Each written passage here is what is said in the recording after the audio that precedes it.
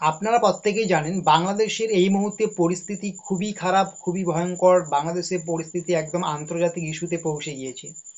তো ইতিমধ্যে বাংলাদেশের প্রাক্তন প্রধানমন্ত্রী শেখ হাসিনা বাংলাদেশের এই পরিস্থিতি নিয়ে কিন্তু একটা বড় আপডেট দিলেন বা বড় বিবৃতি দিলেন। সেখানে কি বললেন? শেখ হাসিনা কিন্তু স্বয়ং বললেন যে 15ই আগস্ট সারা বাংলাদেশে পালিত হোক জাতীয় শোক দিবস। কেন?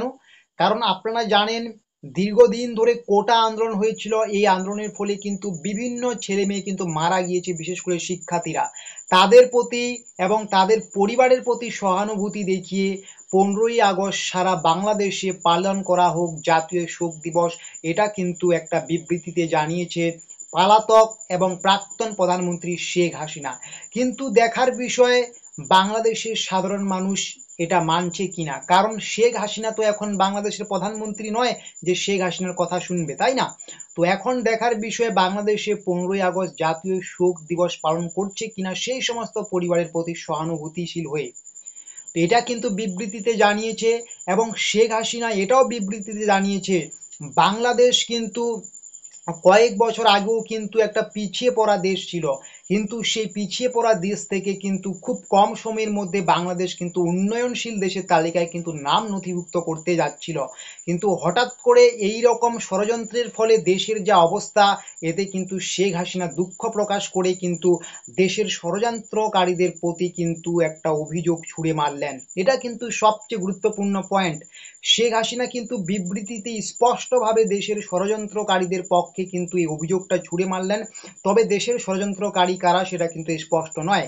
তবে এটুকু আমরা জানি, বাংলাদেশে যে ছাত্র আন্দোলন সেটা কিন্তু প্রথম পর্যায়ে খুব ভালোভাবে এগিয়েছিল, কিন্তু পরবর্তীতে কি কারণে কাদের উস্কানিতে এই রকম ছাত্র আন্দোলন একটা বড় কি বলবো উস্কানিমূলক বা বড় উগ্রবাদী আন্দোলনে পরিণত হলো, যেখানে শেখ হাসিনার অনেক কিছু আপনারা দেখছেন যে প্রাইভেট ব্যাপার রয়েছে, সেগুলো নিয়েও একটু উচ্ছ্বাসিত হয়েছে।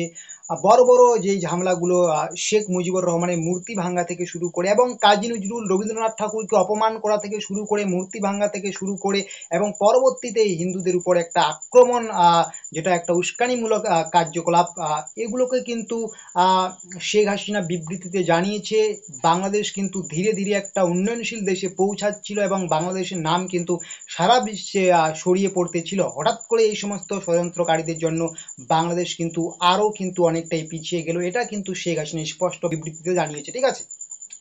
তো এটাই সবচেয়ে আজকের বড় আপডেট। শেখ হাসিনা কিন্তু অলরেডি জানিয়ে দিয়েছেন যে 15ই আগস্ট যখন আমাদের ভারতে স্বাধীনতা দিবস পালন করা হবে, সেই দিনই বাংলাদেশে 15ই আগস্ট পালন করা হোক জাতীয় শোক দিবস। কিন্তু জাতীয় শোক দিবস পালন করা হচ্ছে কিনা তার জন্য নজর থাকবে কিন্তু আমাদের এই বাংলার খবর অফিসিয়াল ইউটিউব চ্যানেলে।